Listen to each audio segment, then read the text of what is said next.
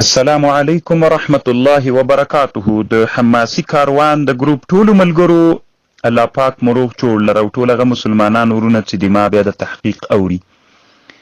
څو ورځې مخکې یو ملګري انشاءالله فکر کوم چې د هلمند ولایت نو چې د کافر غیبت کول څرنګه دي وي په دې مسئله رګ تحقیق راته وکړه. محترمه، د کافر غیبت کول اسلام کې فرق لري. یو هغه کافر ده چې حربي کافر وي او یو هغه کافر ده چې غیر جنگي کافر وي او یو مبتدع ده. درې کسان دي. نو علما وایي چې د هغه کافر چې هغه حربي کافر وي د هغه غیبت جواز لري خو خلاف الاولا ده. باید مسلمان د کافر په غیبت ځان مشغول نکي. نفس غیبت یې روا ده، جواز لري د جنگي کافر، خو بهتره ده چې په دې باندې سړی باید ځان مشغول نکي. پاتې سو بل کافر، هغه کافر چې هغه حربي کافر نه ده، جنگي کافر نه ده، نو د هغه کافر غیبت کول څرنګه ده؟ دغه اسلام کې حرامه ده. علما وی د هغه جواز نه لري. د مونږ د حنفي علماو په کتابونو کې په بحر الرایق کې دا مسئله شته ده.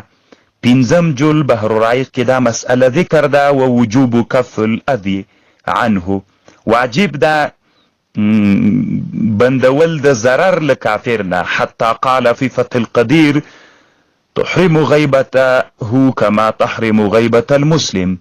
د کافر غیبت داسې حرام ده لکه د مسلمان. دغه مسئله په بحر الرایق کې ستا 101 صفحه. علامه ابن العابدین شامی پر رد المحتار کې لیکلی ده. رد المحتار 6 جلد 200 صفحه کې.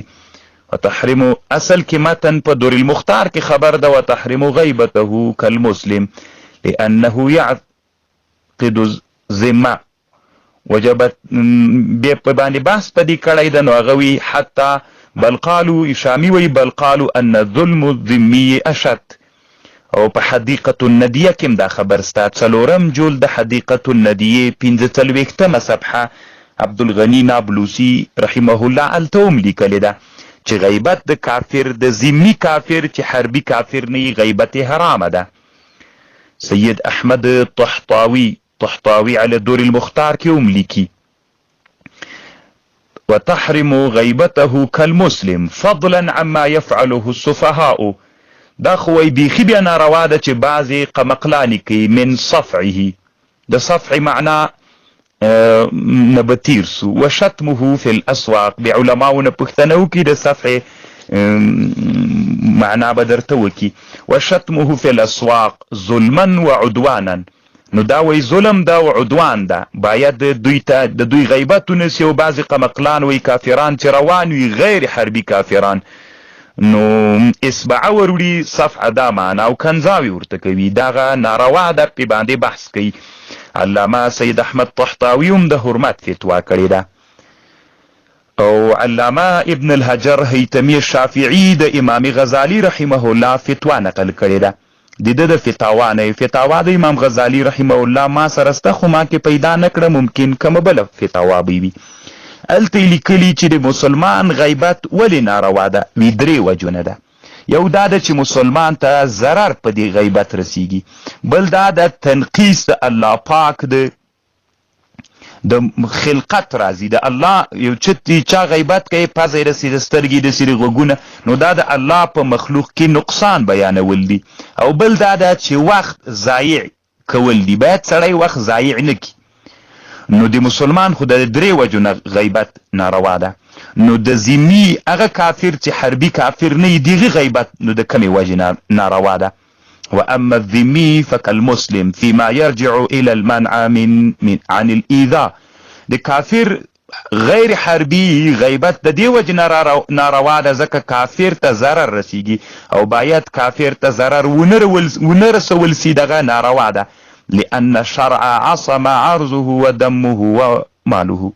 وقد روى ابن حبان في صحيحه أن النبي صلى الله عليه وسلم قال من سمع يهوديا او نصرانيا فله النار.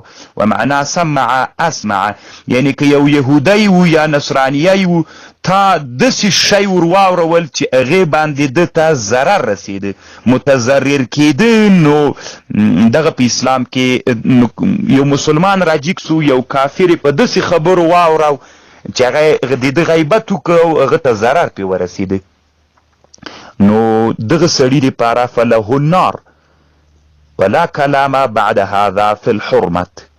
نو دغه د کافر غیبت چې غیر حربي کافر وي، علامه ابن الحجر هیتمی د هغه فتوام نقل کړی د علی قاری سے په حرمت باندې. شهاب الدین آلوسی په تفسیر روح المانی کې بحث کړی ده.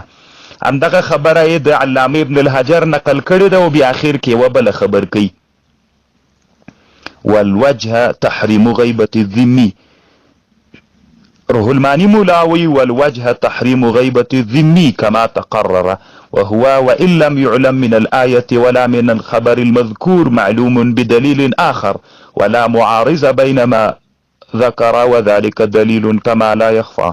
روح المانی کی دغه مسئله شته ده. روح المانی شپږویستم جلد 430 صفحه کې دغه مسئله هم لیکلې ده.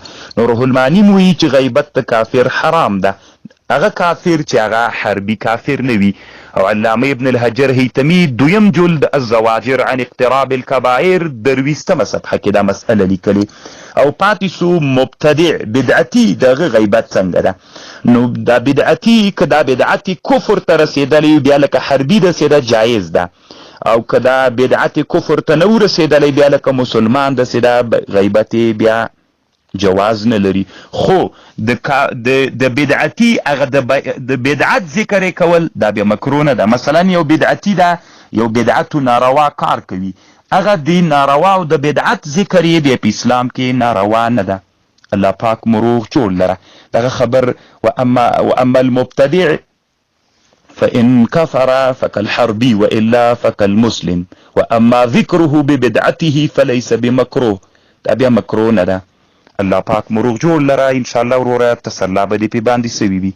الله پاک دې حافظ و ناصر سه. اخوكم في الله عبد الحميد الحماسي الكابولي الديوبندي.